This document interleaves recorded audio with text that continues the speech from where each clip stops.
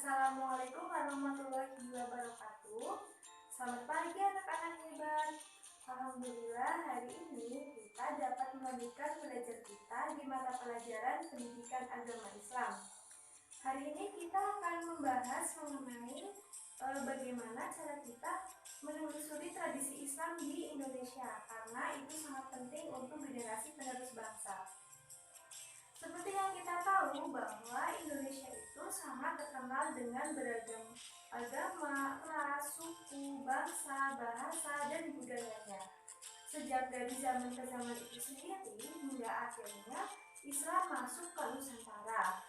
Dengan masuknya Islam itu tadi semakin menambah khasanah dan budaya Islam, sehingga banyak sekali muncul kebudayaan baru yang bernilai Islami. Dengan adanya kebudayaan itu, hingga muncul adanya tradisi. Tradisi itu dijadikan sebagai ajaran dan dipraktikkan di dalam kehidupan sehari-hari, sehingga tradisi tersebut sudah melekat di benak masyarakat. Untuk itu, kita akan bahas dulu materi yang pertama mengenai tradisi Nusantara sebelum Islam.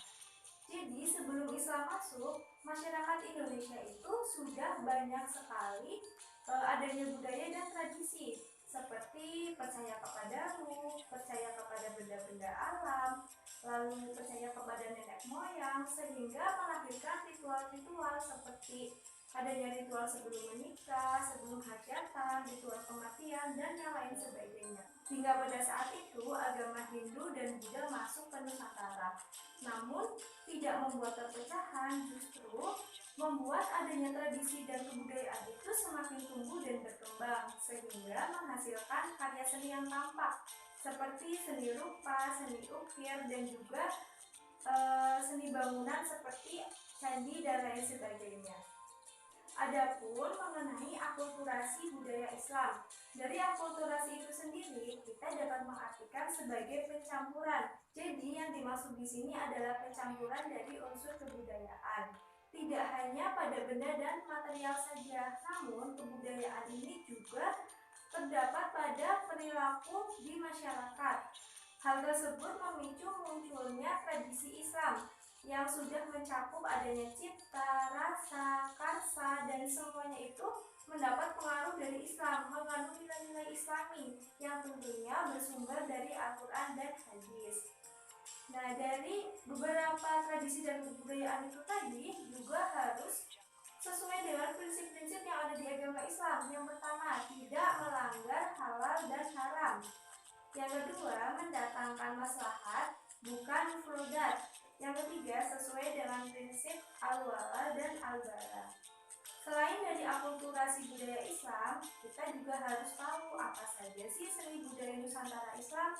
Yang pertama itu, adanya nama bulan dalam penanggalan Jawa. Yang kedua, itu adanya seni bangunan seperti masjid. Yang ketiga, ada seni ukir dan kaligrafi.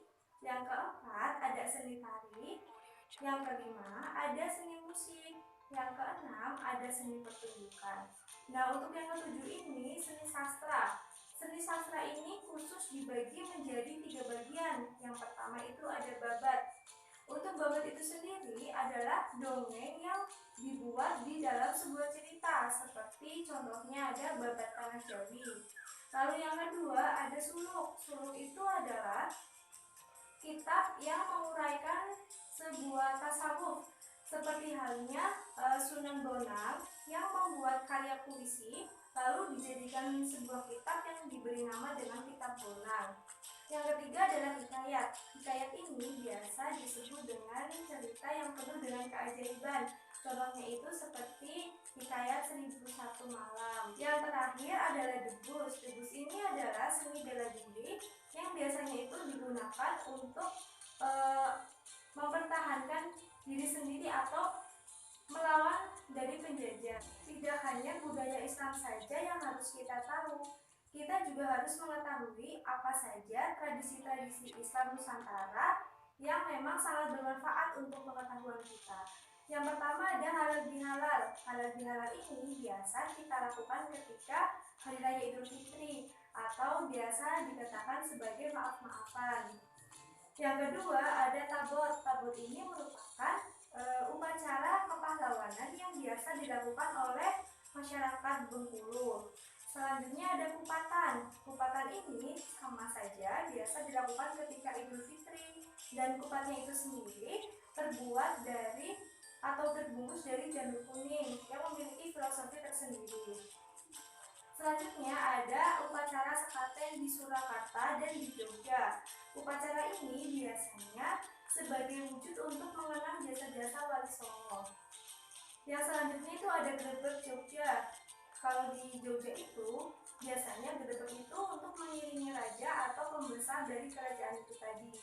Sedangkan untuk grebek besar di Demak itu biasanya dilaksanakan untuk memperingati Hari Raya Idul Adha.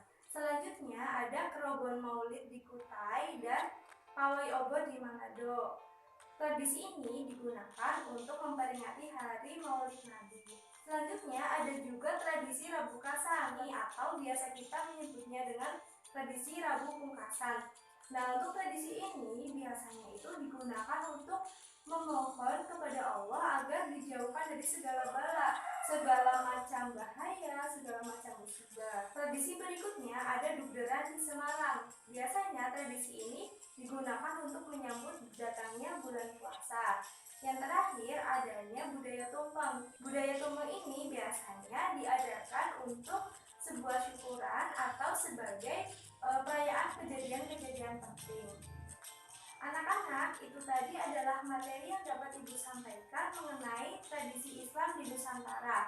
Semoga materi hari ini dapat menambah wawasan kita, menambah pengetahuan kita, dan semoga kita dapat mengambil hikmahnya sehingga kita dapat melakukannya di setiap keseharian kita. Sekian materi yang dapat Ibu sampaikan hari ini, semoga dapat bermanfaat bagi kita semua. Kurang lebihnya mohon maaf. Billahi taufiq wal hidayah. Wassalamualaikum warahmatullahi wabarakatuh.